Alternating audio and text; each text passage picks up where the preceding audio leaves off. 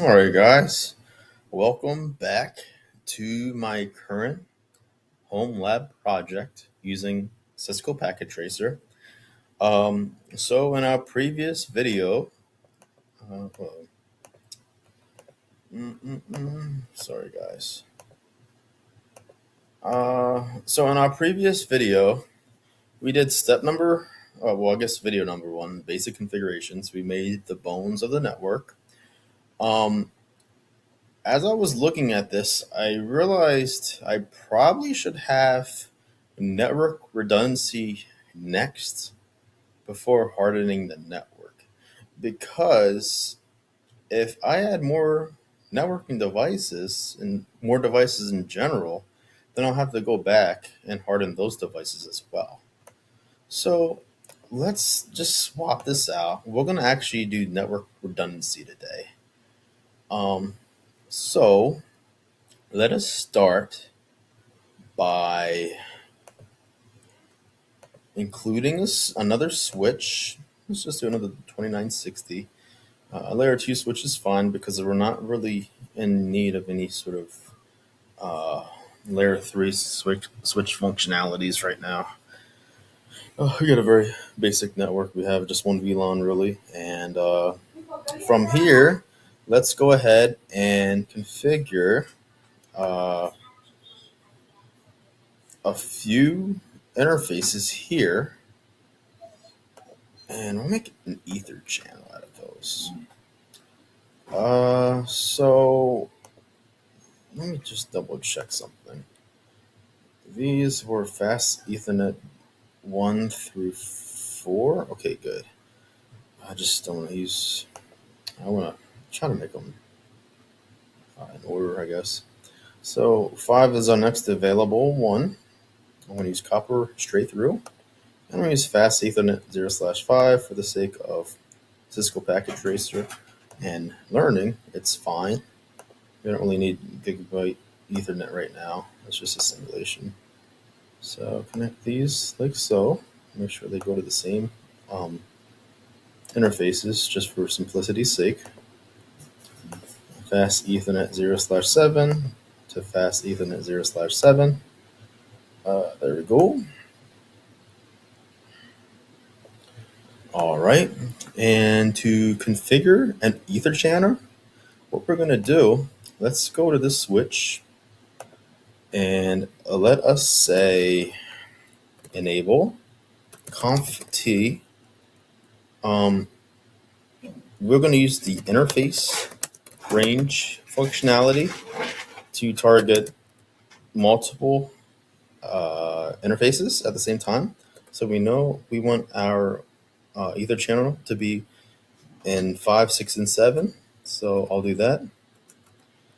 And now to see what we need to type in to make an Ether channel, let's push question mark. I'm sorry, shifting question mark. All right, so for an Ether channel, we want to type in channel group. And you can just type chan and then tab. Oh, I guess not. Okay, I lied. Channel group question mark. So say channel group, what number do you want it to be? Let's just say 1 because it's only going to be one Ether channel in this setup. Question mark again. Mode, we want an LACP setup. So I'll configure this uh, side as passive. Because if you see the description here, enable LACP only if an LACP device is detected. What we'll do on this end is we'll make it mode active. And then that will make the LACP active. So there we go. Boom. And then it says, here you go, creating a port channel interface, port channel 1. Cool. Now, let's go ahead and I know we only have one VLAN. Let's just go ahead and do a trunk port anyway. So I'm going to exit out of here because if I were to make a switch port trunk in this configuration, it would just target the physical interfaces. We want to target the actual logical interface, the port channel. So I'm going to type in interface, question mark, and we're looking for port channel. Here it is. So I'll type port tab. And do you remember the number? That's right, it was 1. And then there we go. And from here,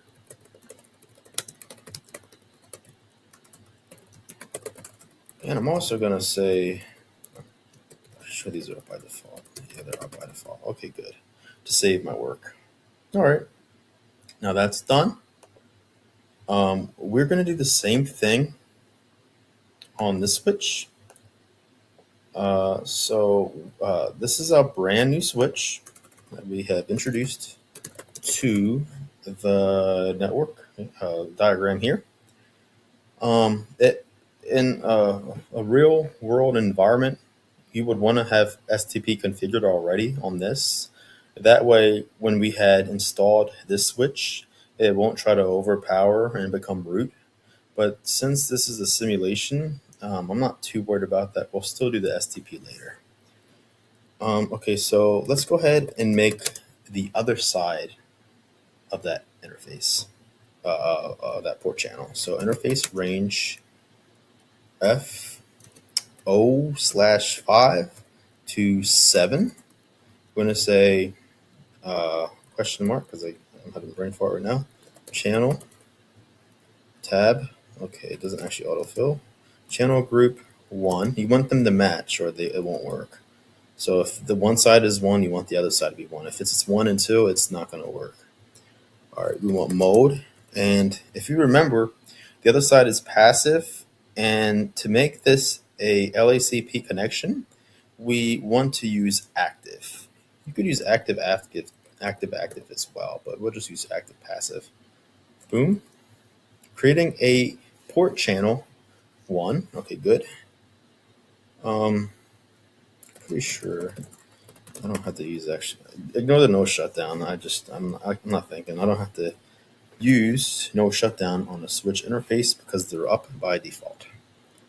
But in terms of a port channel, I'm pretty sure I need to bring that up. So say interface port channel 1, no shut, do the right. Okay. And I'm also, so this side is configured as a trunk, just the logical port channel, not the actual physical interfaces. So I'm in the port channel on this side. I want to configure the switch port, the port channel as a trunk. And when I do this, this will all come up, boom, or not. All right. Let's just make sure what is going on here. Do show run. 5, 6, and 7 are active. Channel group 1 mode active. So that's what we want, the trunks. Why is this not up yet? So let's go back to this other switch. I probably forgot something. Okay, so we're looking for fast Ethernet 5, 6, and 7.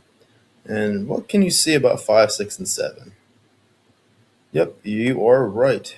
They are in a shutdown state. So let's go ahead and turn those interfaces on. Exit. And not the actual port channel, it's the interfaces. So F0/5, 7, 6. No shut. There we go.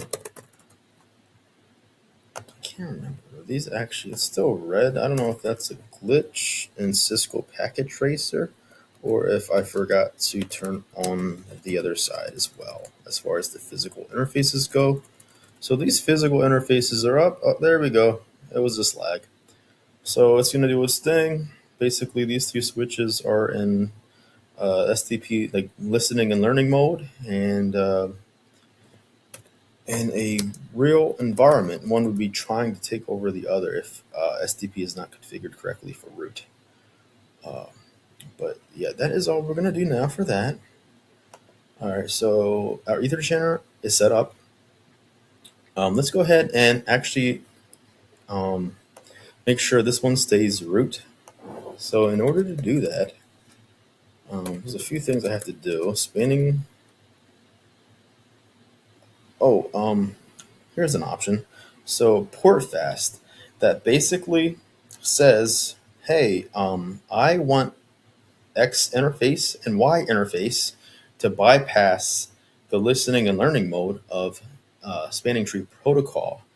Um, I would only recommend doing that if it's going straight to another network device. I would definitely not have that on if it's going to an end user because it will bypass the listening and learning portion of spanning tree protocol. And let's say, I don't know, 5, 10 years from now, someone takes this PC, throws it in the garbage, and puts a switch here. Uh, you could have problems there because you could have loops or any kind of thing if someone modifies the network. So it's good practice to say um, port fast.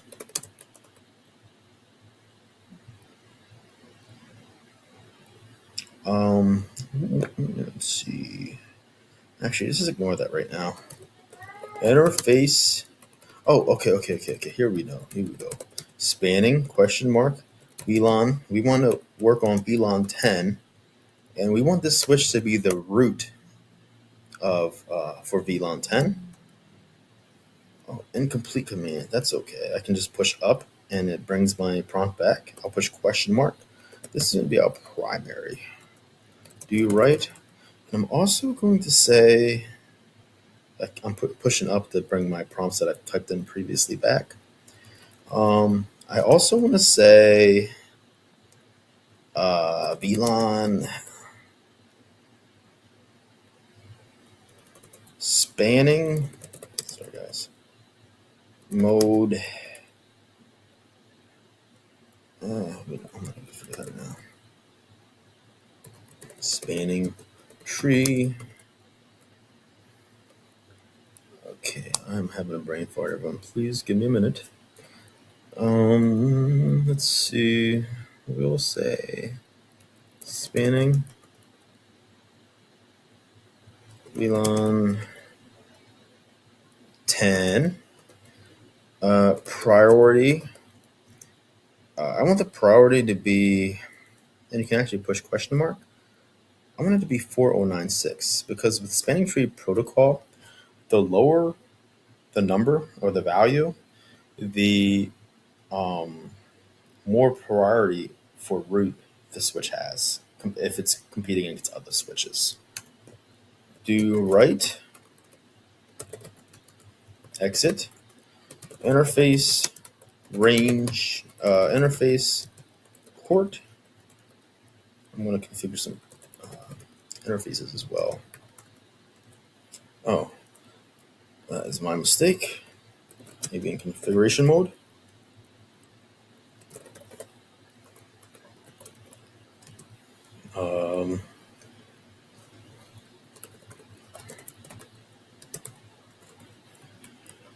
Let's see what options we have. Spanning.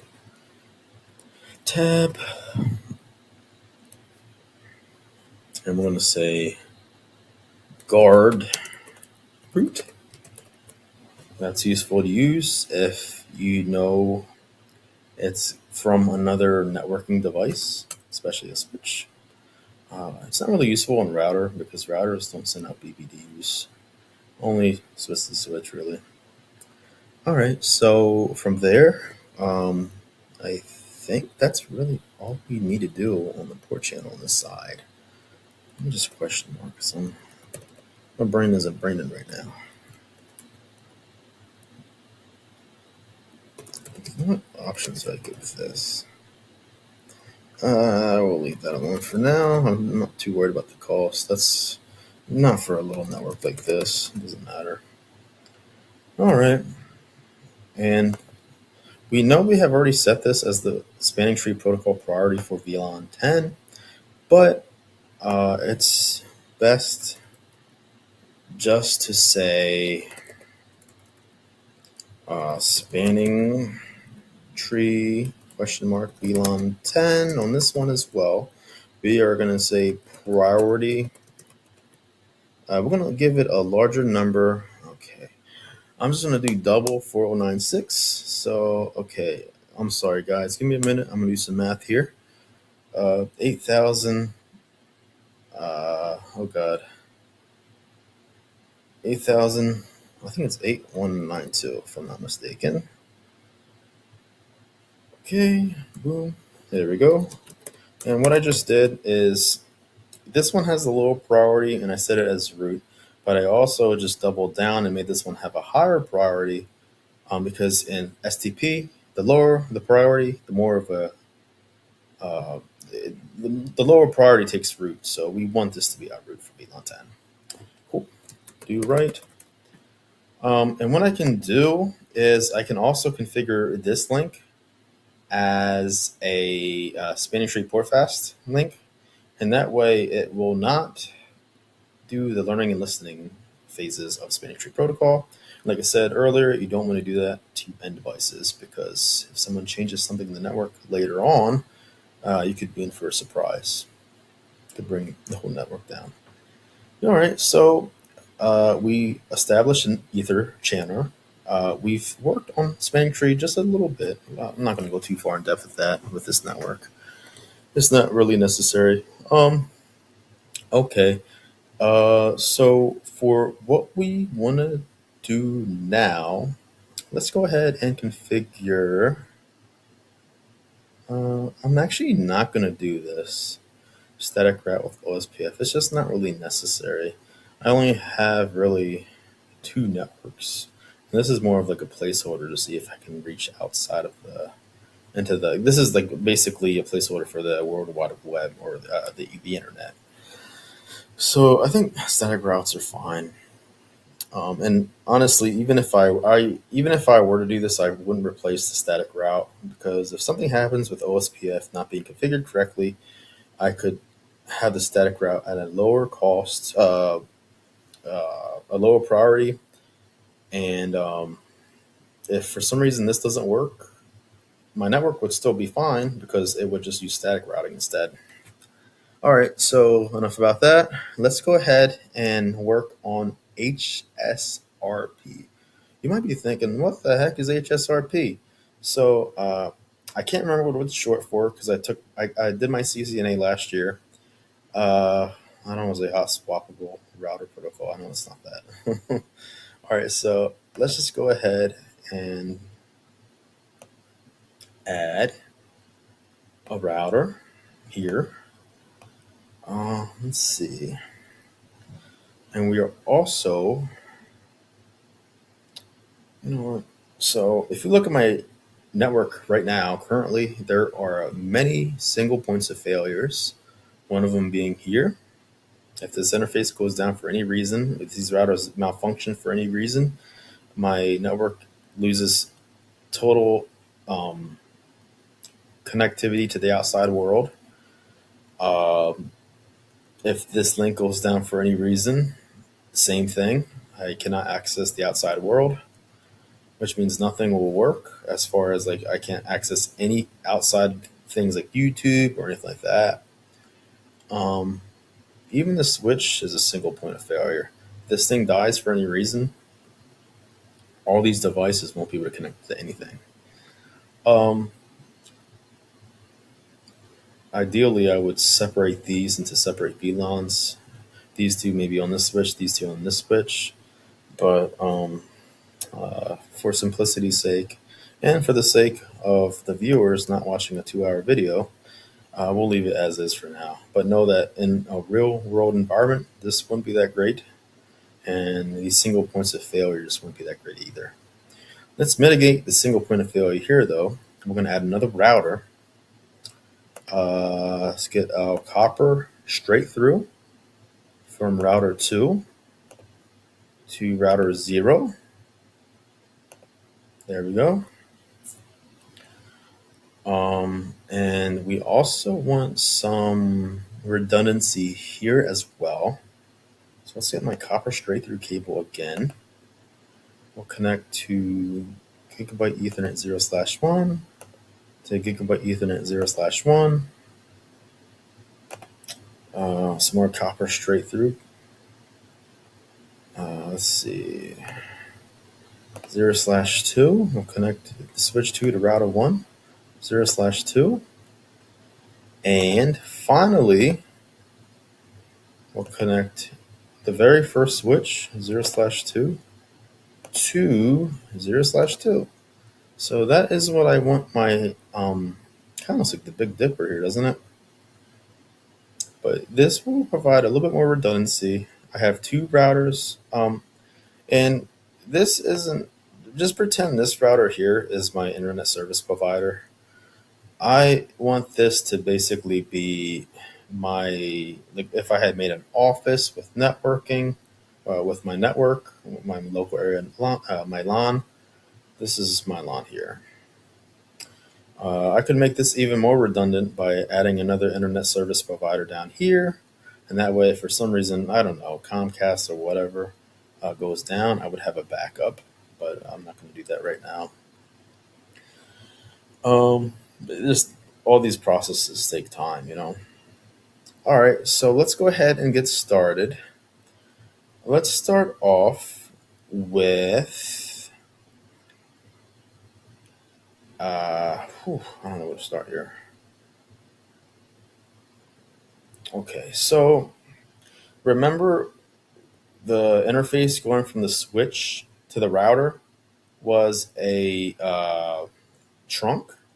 We're going to configure this as a trunk, and we're going to configure this as a trunk, configure this as a trunk, and we'll configure this as a trunk. So a lot of trunks. All right, so let's go ahead and get started. We'll configure this one first. So gig 0/2, go interface, gig 0/2, switch port mode trunk, no shut. I have a bad habit of writing no shutdown on switches, unless you just that they won't be shut down unless you. Okay, I guess this one in this case would be, but okay, that one's a trunk. Now let's configure this interface as a trunk. This is honestly one of the harder points for me as far as networking goes. I get really confused really fast. And I'll end up losing track of where I'm at, and then I'll be typing in do show runs on every device to see where I need to do. So let's say interface G 0/2. We want, again, we're making this interface switch port trunk, switch port mode trunk. Do right. I could have used interface range and got this one as well, but let's just do one at a time. It's good for me because I'm not actually using networking in my job right now. I'm an assistant team lead somewhere else. So I try to keep myself pretty good at this stuff because I don't like, I spend a lot of time on this and I don't want to lose the knowledge. 0/1. All right, switch port mode trunk. Do the right. Then when we harden the network later in the next video, we will minimize how many VLANs can access our trunk. Because right now, I'm pretty sure all of them can access it. All right. I think I have all the trunks made. 1, 2, and 3. 1, 2, 3. Okay, that's it. Now let's configure. We have to configure, since we're using a router on a stick setup, we'll have to configure this as a router on a stick, this as router on a stick, this as router on a stick. And yeah. Oh man. Okay, sorry guys, false alarm. I thought I did something bad. All right, so command line interface. All right. We are going to say enable CompT interface G 0/2. Pretty sure it's G 0/2. Let me just double check before I destroy the network. Yep, perfect. We're gonna say, okay, no shutdown. And don't let this deceive you. It's won't work at the moment. Let's go ahead and say, now that the actual interface is up, we need to configure the subinterface. So interface G0/2.10. Cool. I'm not done yet though, because if you remember, I have to type in encapsulation (.1q), and we want VLAN 10, so I'm just gonna write 10, and then boom, do right. So that one's done for now. Let's go ahead and move on to these two. And I'm actually going to use interface range for these. 0, 2, and 0, 1. Okay, that's easy. Just for the sake of time, guys. No enable T interface range G0/1/2. We'll say no shut. You'll see both of those go up. Cool. And we can also configure these as spanning tree port fast interfaces. And we bypass this, but I'm just going to leave it as is for now. Okay, so I'm also going to say interface. Let's just focus on one at a time because I'm going to confuse myself. Okay, and I'm going to say encapsulation .1q10. Boom, exit. Oh, I don't have to exit, but no, that doesn't matter. I wasn't able to exit anyway. Interface G0/2.10.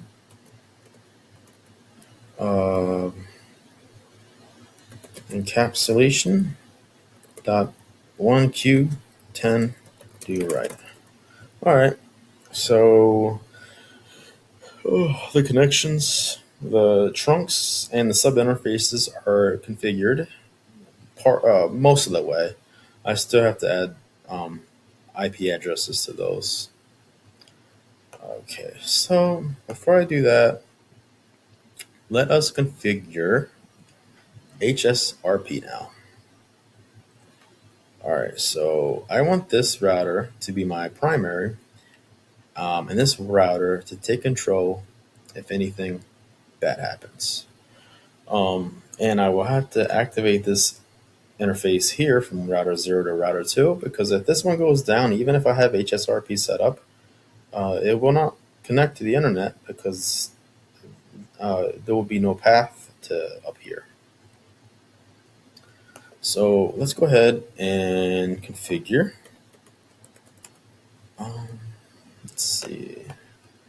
Let's see. Okay, so I am going to configure this interface and this interface down here to run HSRP. So let's go ahead, G0/1. Okay, that actually makes things really easy. They're both the same interface. So for the first one, I'm going to say interface G0/1. Oh, but wait, this is one of the biggest things that confused me when I had first started learning about these kind of protocols. If I enable HSRP here, that's not where our VLAN traffic goes. It actually goes in the logical sub interface. So I actually need to configure this. So how do I get to HSRP? If you ever need to remember or don't know, question mark, stand by. You typically want this to be version 1, but we're going to just set up very bare minimum. We'll say standby 1 IP. And this is where we set up a virtual, how do I say, default gateway, basically. So this router and this router are going to have the same virtual default gateway IPs. So if one of them goes down, these devices will still know, okay, I can, actually, let me just write this out. Let's say, okay, we want to use .254, right? Let's say if this one goes down, okay, 254 is over here still, so we can just use that. Okay. Boom, do, right? Oh, wait, not yet. I still have to modify a few things. I want this to preempt, which means if this one goes down, this one takes over, and then this one comes back up. I want it to go back into control once it's back up. Okay, so preempt. And I'm not done yet. I'm gonna say standby 1. Okay, we got syslog message that destroyed my line of thought there.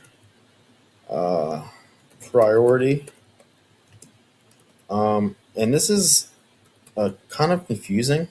So I think the priority goes from 100 plus, with the higher number actually being the priority. So it's complete opposite of how spanning tree protocol works. With the lower the number, the higher the root. So there we go. Pretty sure that's all I need to do for that.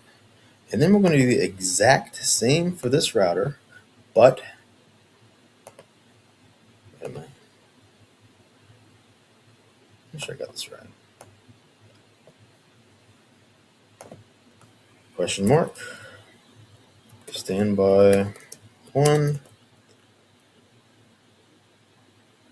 Okay, I was worried that I forgot to include the VLAN, but since the IP 192.168.1.254 is part of this VLAN, it will use HSRP for that traffic. So, okay, good. Let's configure this one as using HSRP as well. So I don't remember what sub interface that is, so I'm going to exit. I want to configure G0/1. So let's say interface G0/1, and that's good, right? No, we need to make sure that it is the sub interface. If you put HSRP on the physical interface and your information's on the sub interface via something like a router on a stick configuration, it will not work. Oh, I found that the hard way. Okay, so standby 1 question mark IP, and we're going to use the same IP address as the other one. Boom. Address is not within a subnet on this interface. I am not sure why I got that message, but we're going to figure it out together later on, because if I have to, we'll troubleshoot. All right, so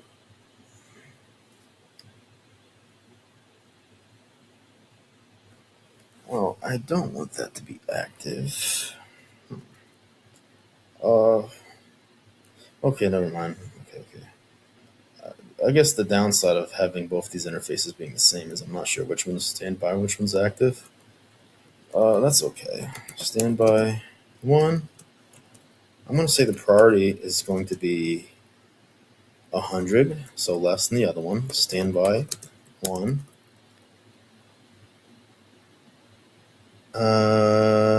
Let's leave that at that for now.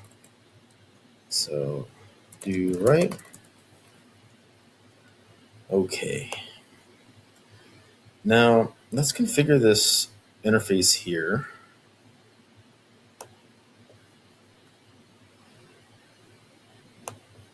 So we'll just do a default route. Oh man, again. I'm clumsy with it. 0, 0. Okay, so from this side. Oh, actually, you know what? I guess it would help if I had another little network there, huh? So place note. Let's just make this one 10.0.1.0 30, and we'll make this one .1, this one .2. There we go, perfect. All right, so I'm configuring interface 00. Exit interface G0/0. IP address 10.0.1.1 255.255.255.252. Do right. No shut. Okay. And we are going to do the same thing on this side, except this one's going to be .2 instead of .1. And it's going to be on a totally different interface. So 0/2 is going to be the interface that it's going to be in.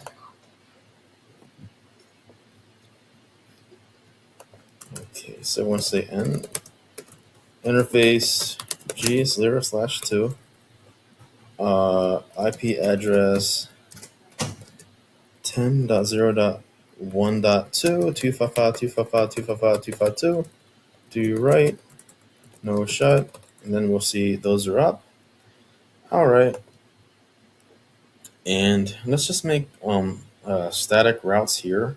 So traffic coming from this network can go to the outside world, and traffic coming in from the outside world can find its way here. So the easiest way to do that is just make another static route. We'll say IP, exit out of configuration interface mode. We'll say IP route. If you use 0.0.0.0.0.0.0, I would not recommend using this in the real network. This is basically going to say all traffic on any subnet can go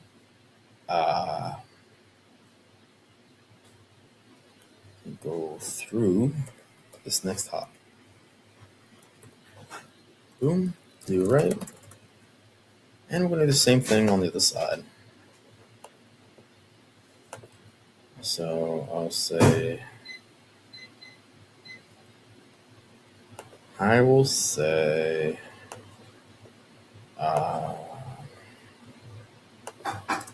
exit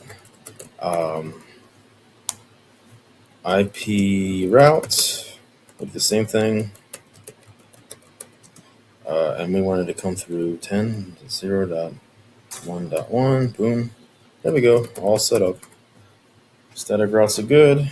Do show IP route, I think is the, so where's our static route? Where's it at? Oh, here it is at the bottom.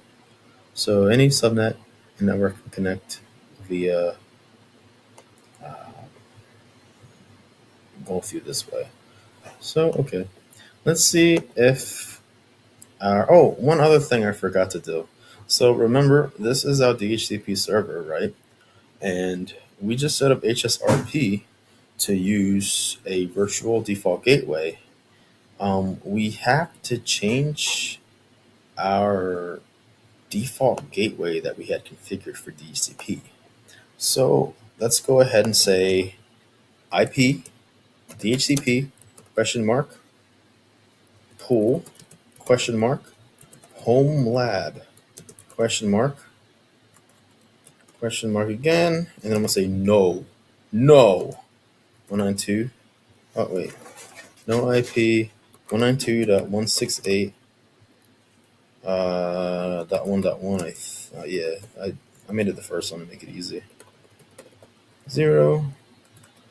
Oh man, no IP address. Okay, I'm doing something wrong here. I'm gonna go Control A, take this no out of here. Actually, I'm just gonna delete the whole thing for now. IP.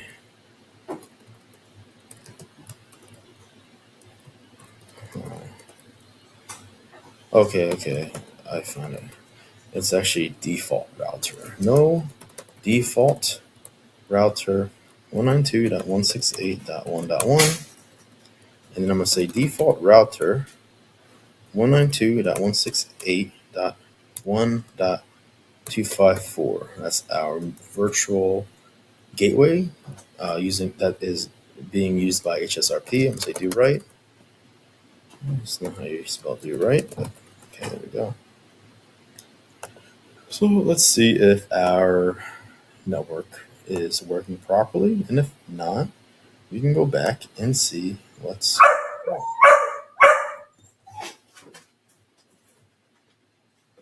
All right, so I'm gonna say currently it still thinks that our default gateway is this. Let's say ipconfig release, ipconfig renew. There we go. And we have a new default gateway. We have a new IP address. All right. Can my computers from the outside still reach the rest of this network? All right, so let's see. Let me find an IP.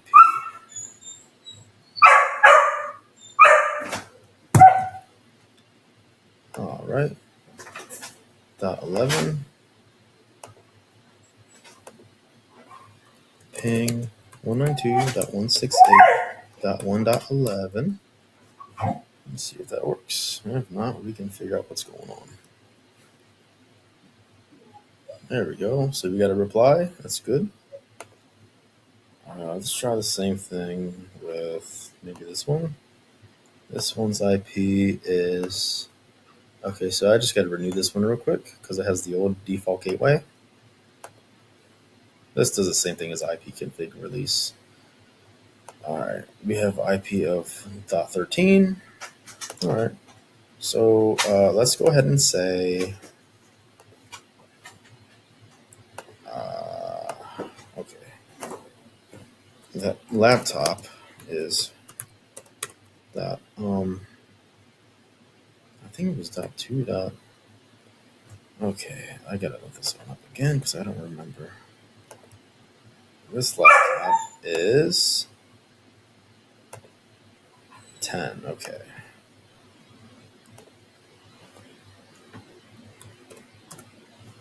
All right, we are able to connect. So let's make sure HSRP is working. I'm going to shut down the main router. How do I shut this down? I don't remember.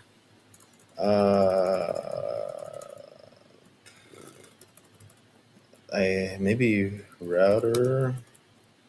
No. Reset. Okay. If you ever fall into this error, Control-Shift-6 gets you out of that. Okay. Shut. That doesn't do it either.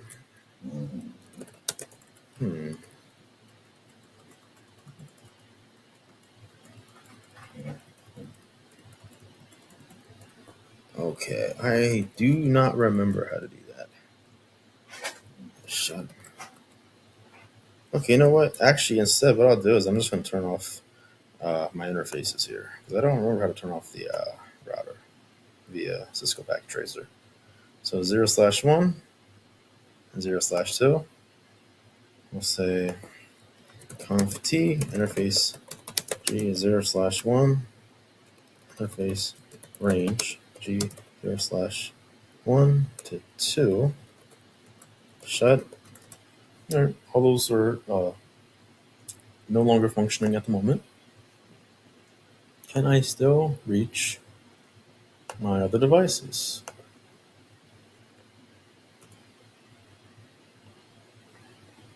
Destination host unreachable.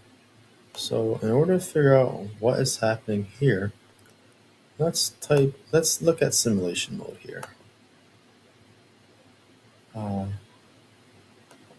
Actually, let me just go like this. Okay. Ping. Bring this down for a minute. So we can see the packet is moving to the switch.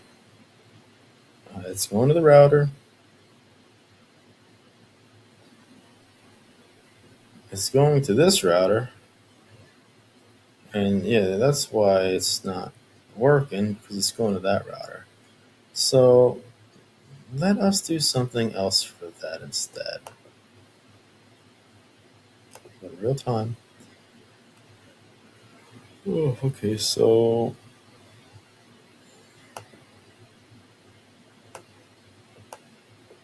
let me do that. Sorry, guys.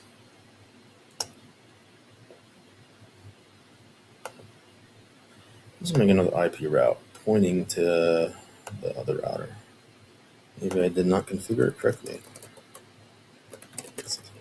IP route. We need to go to 192.168.1.0. All right, guys. So after about 45 minutes of troubleshooting, because I couldn't get um, this laptop to talk to this network and vice versa, I did a lot of show run commands and all that kind of stuff. I found out, and it usually ends up being this. I got a little bit too carried away, and I forgot to add VLAN 10 on the switch. So, yeah, it's something that only takes a few seconds, and I'm sure it happens to the best of us. But yeah, now I have VLAN 10 on the switch. I can ping this, ping, boom. All right. And same thing with the other side. And now, before we go any farther, I'm going to turn this router back on. Well, actually, it's not off. I'm going to enable these interfaces. So I need interface 0, 1, and 2 back up. Enable conf t interface range G0/1 through 2. Actually, that's wrong. 0/2. And no shut. Boom. And that's it for network redundancy. Just make sure whenever the lesson here is when you configure